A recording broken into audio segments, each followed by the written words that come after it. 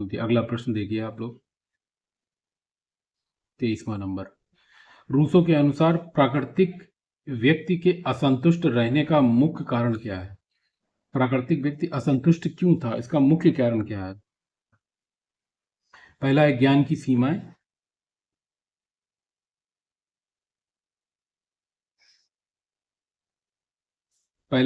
सीमाएं, दूसरा है असीमित इच्छाएं, तीसरा है शारीरिक अक्षमता, उसके बाद है सामाजिक समानता। कौन सा हो सकता है आप लोग? चलिए चलिए, पेंसिल होगी चार। ज्ञान की कोई सीमा नहीं थी, ज्ञान की कोई असीमित इच्छाएं नहीं, शारीरिक अक्षमता। रूसो के अनुसार तार्किक व्यक्ति के असंतुष्ट रहने का मुख्य कारण क्या है? शारीरिक अक्षमता। प्लेटो के समान रूसो एक राज्य को किसके लिए अपरिहार्य मानता है? प्लेटो के समान रूसो एक राज्य को किसके लिए अपरिहार्य मानता है?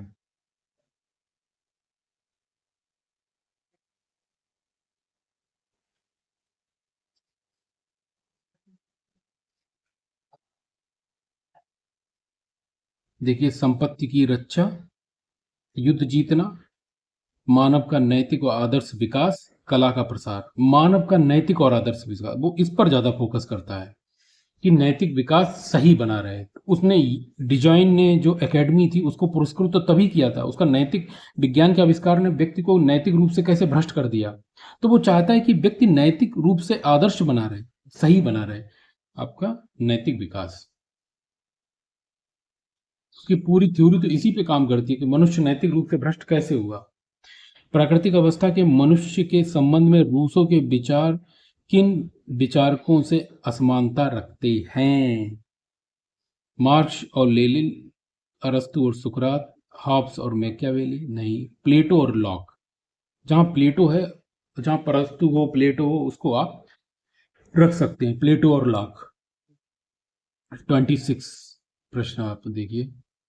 रूसो के अनुसार आत्मरक्षा एवं सहानुभूति के बीच निरंतर समझौते से किस भावना का जन्म हुआ?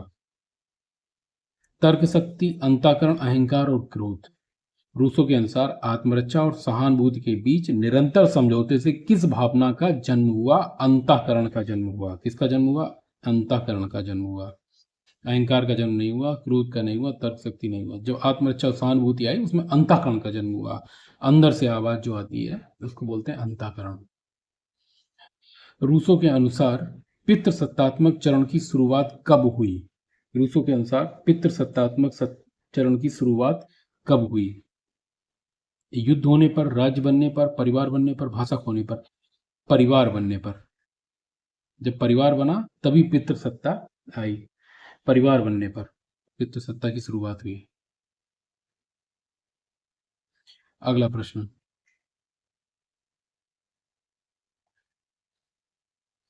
रूसो ने किन दो वस्तुओं को समानता के सर्वनाश के लिए जिम्मेदार माना? समानता का सर्वनाश कैसे हुआ, उसके लिए किस चीज को जिम्मेदार माना? उसने लोहा और अन्न को जिम्मेदार माना। सीधा सीधा सवाल है और उसका सीधा उत्तर है लोहा और अन्न। लोहा क्या है? विज्ञान। विज्ञान ने लोहे को आविष्कार किया, उसके बाद अन्न उपजाना चालू कर दिया, तो सार्वजनिक व्यक्तिगत खेती आ गई और लोहा का आविष्कार हो गया। तो उसके लिए किसका जिम्मेदार है? लोहा और अन्य। ये सब काट दीजिए, ये कोई नहीं है, ये कोई नहीं है, लोहा और अन्य। कुछ चीजें आपको रटनी ही पड़ेंगी। अगला प्रश्न 29 प्रश्न है। रूसो के प्रसिद्ध कथन के अनुसार नागरिक समाज का वास्तविक संस्थापक कौन था? नागरिक समाज का वास्तविक संस्थापक, देखिए, प्रथम निर्वाचित राजा। निर्वाचन कैसे हो जाएगा? सबसे शक्तिशाली योद्धा? नहीं, वो शक्तिशाली बना कैसे? कानून बनाने वाला प्रथम? नो, ये तीनों गलत हैं। वो कहता है कि शुरुआत कहां से हुई नागरिक समाज की। प्रश्न देखिए, प्रसिद्ध कथन, नागरिक समाज का वास्तविक संस्थापक। नागरिक समाज आया कहां से? जमीन घेरने वाला प्रथम व्यक्ति, जिसने जमीन घेरी वही राजा बना, फिर वही शक्तिशाली योद्धा बना, वही कानून बनाने वाला बना। तो बेसिक चीज क्या है? जमीन घेरने वाला व्यक्ति। जब ये बना तब ये आया, फिर ये आया, फिर ये आया।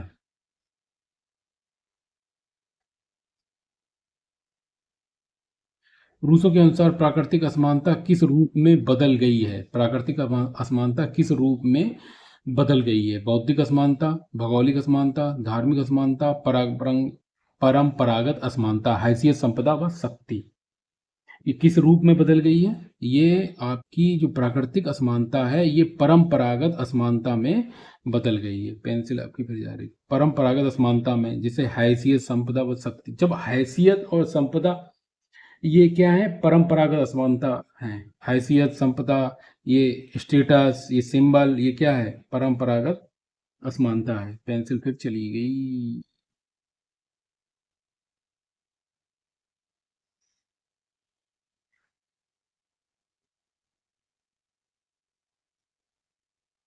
चलिए, परंपरागत असमानता क्या है? हैसियत है, संपदा है, शक्ति। आपकी हैसियत कितनी है, आपके पास प्रॉपर्टी कितनी है, ये परंपरागत असमानता कहती हैं।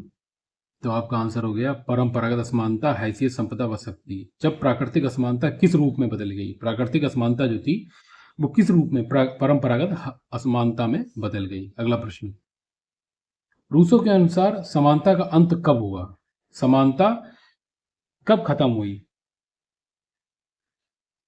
पशुओं का शिकार बंद होने पर, दो व्यक्तियों का सामान एक व्यक्ति के पास इकट्ठा होने पर, दो व्यक्तियों का सामान एक व्यक्ति के पास आ गया, भाषा का अधिकार होने पर, परिवार का विस्तार होने पर।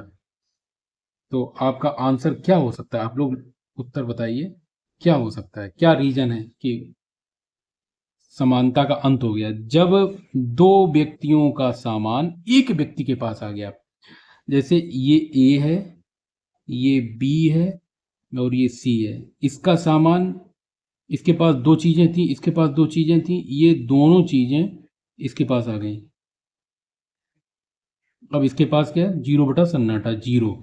जब ये दोनों चीजें एक व्यक्ति के पास आ गई तो मतलब एक व्यक्ति का एकाधिकार हो गया समाज पर। पूंजी आ गई, उसके अंदर लालच आ गया। तो क्या है? दो व्यक्तियों का सामान एक व्यक्ति के पास इकट्ठा होने लगा।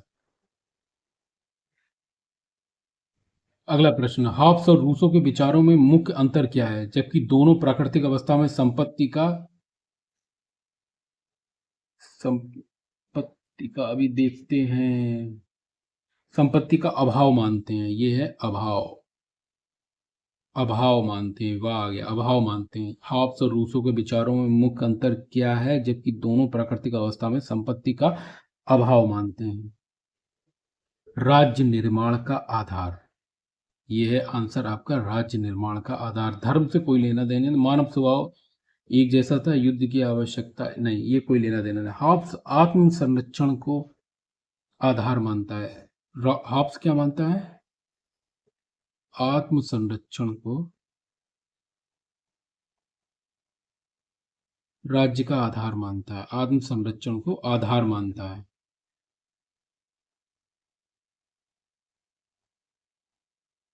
ठीक है।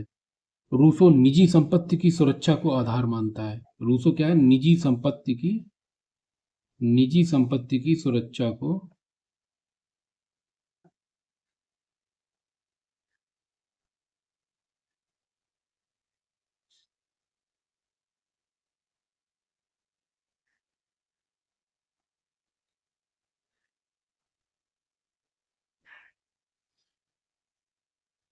रूसो के अनुसार विशाल जंगलों के उपजाऊ खेत बनाने का क्या परिणाम हुआ? जब विशाल जंगलों को उपजाऊ कर दिया गया तो उसका क्या परिणाम हुआ?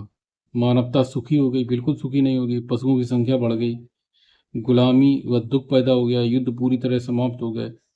गुलामी व दुख पैदा हो गया। जब विशाल जंगल व खेती बना दी गई तो गुलामी और दुख पैदा हो गया।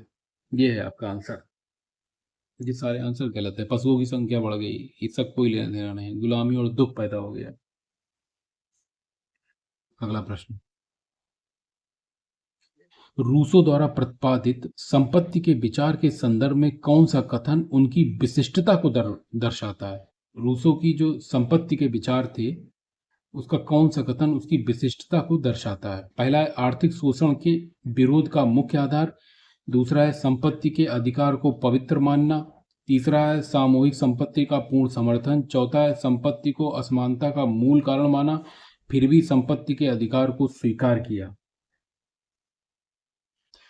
इसने संपत्ति के अधिकार को पवित्र माना, संपत्ति को असमानता का मूल कारण माना, फिर भी संपत्ति को असमानता का मूल कारण माना, ध्यान से सुनना, संपत्ति को असमानता का मूल कारण माना और फिर भी संपत्ति को क्या माना, संपत्ति को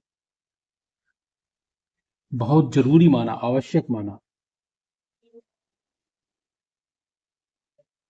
फिर भी उसको क्या माना, पवित्र माना। संपत्ति होनी चाहिए लेकिन इतनी नहीं होनी चाहिए कि दो लोगों की चीज एक लोगों के पास पहुंच जाए। अगला प्रश्न, द सोशल कॉन्ट्रैक्ट पुस्तक 1762 में जो प्रकाशित हुई का प्राथमिक उद्देश्य क्या खोजना था? सोशल कॉन्ट्रैक्ट पुस्तक क्यों लिखी, उसका उद्देश्य क्या था? संपत्ति के अधिकार के वितरण की नई पद्धति? नहीं। ब्रिटिश संसदीय शासन प्रणाली का विकल्प? नहीं। टिकाऊ और वैध शासन की संभावना? प्राकृतिक अवस्था की ऐतिहासिक घटनाओं का विवरण? नहीं। टिकाऊ और वैध शासन की, इस उद्देश्य यही था आपका, टिकाऊ और वैध शासन की संभावना। सोशल कॉन्ट्रैक्ट लिखी गई, जो वैध शासन है, जो वैध व्यवस्था है, वो किसी एक ऑथेंटिक व्यक्ति के पास जाए, ये लॉटरी सिस्टम या किसी के पास असीमित अधिकार न पहुंच जाए।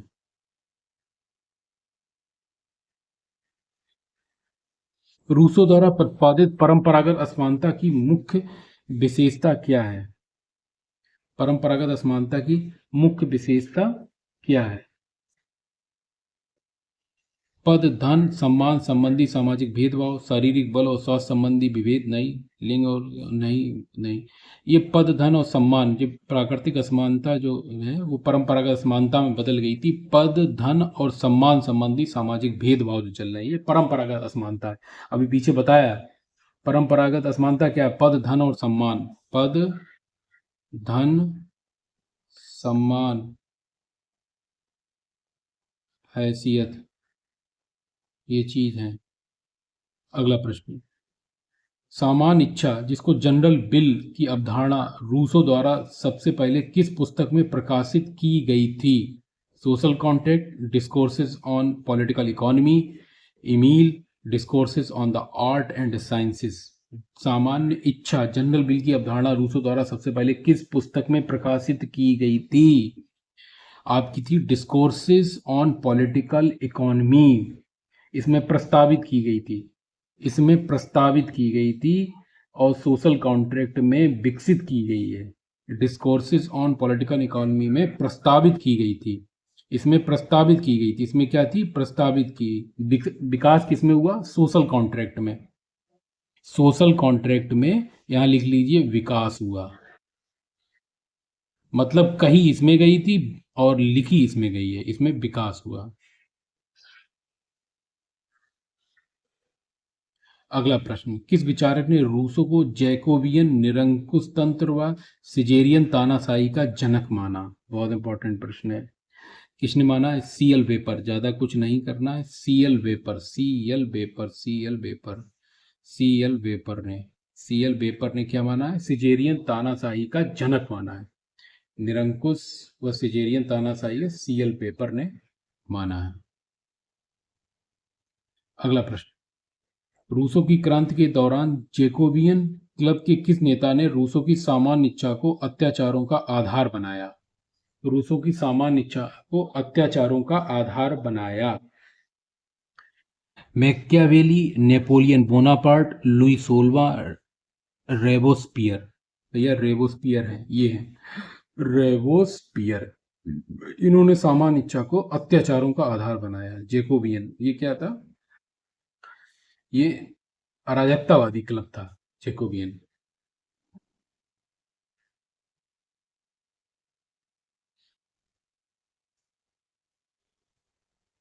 चलिए अगला प्रश्न,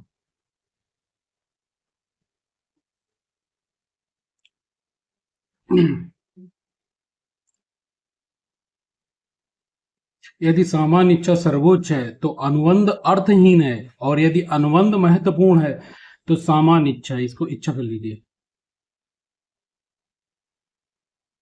सामान्य इच्छा सर्वोच्च नहीं हो सकती, यह कथन किसका है? ये सामान्य इच्छा को तर्कहीन बताया गया है, फेल करने के लिए बताया गया है। ये सीएल वेपर बोलते हैं। देखिए बड़ा प्रश्न है, याद कैसे करोगे? यदि सामान्य इच्छा सर्वोच्च है तो अनुबंध तर्क अर्थहीन है, अनुबंध को अर्थहीन मानता है। सामान्य इच्छा को सर्वोच्च बताया तो अनुबंध अर्थहीन है। यदि अनुबंध महत्वपूर्ण है तो सामान्य इच्छा सर्वोपरि नहीं है। ये दोनों विरोधाभास प्रश्न है। ये सीएल वेपर बोलता है। सामान्य इच्छा सामान्य हित की सामान्य चेतना है। ये कथन किसका है? सामान्य इच्छा सामान्य हित की चेतना। ये रिपीटेड प्रश्न है। ये धोखे से ये रिपीटेड प्रश्न है। TH green. नीत्शे ने अपनी किस अवधारणा में सामान्य इच्छा का प्रतिनिधित्व बताया है? प्रतिनिधित्व बताया है। सामान्य इच्छा का प्रतिनिधित्व बताया है। किसका प्रतिनिधित्व बताया? नीत्शे ने अपनी किस अवधारणा में सामान्य इच्छा का प्रतिनिधित्व बताया? महामानव। दास नैतिकता नहीं, शक्ति की इच्छा। गलत, ये भी गलत। महामानव का प्रतिनिधित्व बनाया अपनी अवधारणा में। किस विचारक ने रूसो को अधिनायकवाद का सबसे भयानक मित्र माना है? अधिनायकवाद का सबसे भयानक मित्र बेंजामिन कांस्टेंट। बेंजामिन कांस्टेंट को अधिनायकवाद का सबसे भयानक मित्र, ऐसे याद कर लीजिए, अधिनायकवाद का भयानक मित्र बेंजामिन कांस्टेंट। किसको बताया? रूसो को। बड़ा प्रश्न है, इसको ध्यान से पढ़िए। 44 प्रश्न है, प्रश्न नंबर 44। जेएल टॉलमैन की कृति 1960 की कृति जो है the origin of totalitarian democracy में रूसो के बारे में क्या निष्कर्ष निकाला? इन्होंने किताब लिखी है जेएल टॉलमैन ने, द ओरिजिन ऑफ टोटलिटेरियन, तानाशाही का उद्भव। डेमोक्रेसी में तानाशाही का उद्भव के रूप में ये निष्कर्ष निकालने की कोशिश की है। पहला है आदर्शवादी विचारधारा के विरोधी थे। दूसरा है, पहला है आदर्शवादी विचारधारा के विरोधी थे। दूसरा है आधुनिक लोकतंत्र के रक्षक। सर्वाधिकारवाद के बौद्धिक अग्रदूत। फिर है व्यक्तिगत अधिकारों के प्रबल समर्थक। सर्वाधिकारवाद के बौद्धिक अग्रदूत, ये है आपका आंसर। बहुत उम्दा प्रश्न है। ऐसे प्रश्न आपको बार बार नहीं मिलेंगे, कभी भी किसी भी कोचिंग में नहीं मिलेंगे, मेरा दावा है। रूसो के सामान्य इच्छा सिद्धांत ने किस दार्शनिक राज्य के विचार को प्रभावित किया? रूसो के सामान्य इच्छा सिद्धांत ने किस दार्शनिक विचार के आधार को प्रभावित किया? ग्रीन। रूसो के सामान्य इच्छा ने किस दार्शनिक के विचार को प्रभावित किया? ग्रीन के विचारों को प्रभावित किया। ग्रीन रूसो से अपने विचार ग्रहण करता है। अगला प्रश्न 46 प्रश्न है। यहाँ प्रश्न ऐसे लिख लीजिए, यहाँ प्रश्न है, ठीक है, और ये आपके उत्तर है। इसमें उत्तर 1 2 3 4, इनका क्रम गड़बड़ है, आप क्रम इनको सही कर लेना, या पीडीएफ जब मिलेगी तब आपको सही मिलेगी। सामान्य इच्छा के लोकतांत्रिक सिद्धांत का परिणाम तानाशाही है। ये सामान्य इच्छा की बुराई की जाए, सामान्य इच्छा के लोकतांत्रिक सिद्धांत का परिणाम तानाशाही। ये कथन किसका है? ये कथन किसका है? ये कथन जल्दी से बताइए। अल्फ्रेड कॉवन का है। ये अल्फ्रेड कॉवन ने कहा है कि सामान्य इच्छा का लोकतांत्रिक परिणाम तानाशाही। अल्फ्रेड कॉवन बोलते हैं, ये अल्फ्रेड कॉवन बोलते हैं ये बात। ये आपके गलत, ये भी गलत, ये भी गलत। अगला प्रश्न, कौन सा समूह रूसो को प्रजातंत्र के आधारभूत सिद्धांतों का प्रणेता मानता है? यह बिल्कुल याद कर लीजिए, बिल्कुल याद कर लीजिए आप। प्रजातंत्र के आधारभूत सिद्धांतों का प्रणेता मानता है कि रूसो जो है प्रजातंत्र के आधारभूत सिद्धांतों का प्रणेता है। वेपर, मार्गसन और लास्की। वेपर, मार्गसन और लास्की। वेपर, पहला है वेपर, वर्गसन, लास्की। ये रूसो को क्या मानते हैं? प्रजातंत्र के आधारभूत सिद्धांतों का प्रणेता। अगला प्रश्न, रूसो के दर्शन में संप्रभुता का वास्तविक अर्थ क्या है? रूसो के दर्शन में संप्रभुता का वास्तविक अर्थ क्या है? जल्दी से निकालिए।